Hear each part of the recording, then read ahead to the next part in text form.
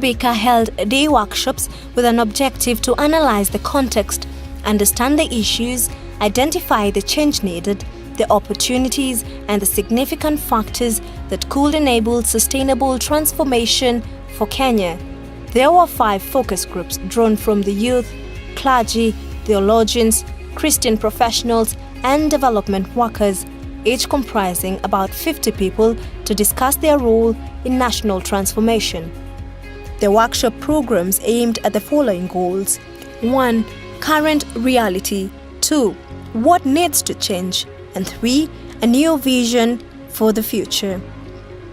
Most critical issues affecting Kenya were identified by the 5 focus groups as a crisis of leadership, massive looting, corruption and mismanagement of public resources resulting in poverty and unemployment, a crisis of values which is evidenced by family breakdown. Environmental factors included deforestation, mismanagement of water resources and pollution due to poor waste management. From a legal perspective, access to justice in Kenya is limited due to over-commercialization, corruption, and a passive population unaware of or unwilling to demand its rights. I think as professionals, we owe this country a duty at an individual level in our areas of practice, but also as professional bodies. We owe this country a duty of care with respect to the areas in which we can make a contribution to create a better Kenya. The hope of this country, the hope of Africa, is the church.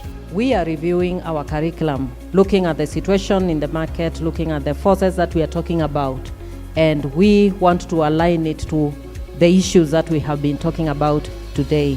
For development partners, well, our work may be similar to other non-faith-based development actors. We have a higher calling. Hesabika came up with the following recommendations. First, investing in the revision of the curriculum of theological schools and seminaries. Second, supporting churches to come together to speak out on issues facing the nation, as well as initiatives to build better leadership for church leaders. Third, Christian professionals can influence change by commenting authoritatively and acting on the issues of their sectors, as well as supporting church leaders articulate and advocate these issues in the public square.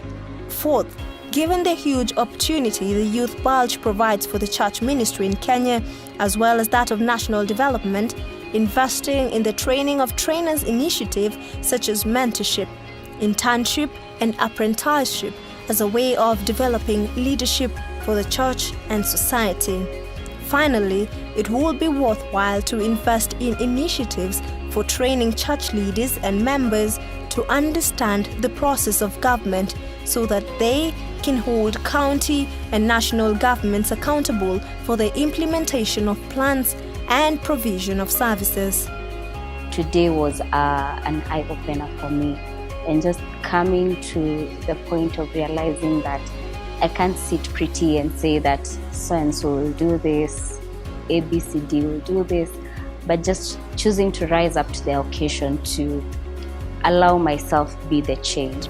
And I'm asking myself, what more can I do to be a part of what Hesabika is calling us to do and to be part of being a Kenyan?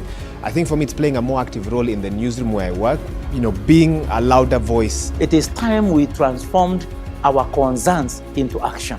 It's time we stood up and be counted. Indeed, tunahitaji kuhesabika.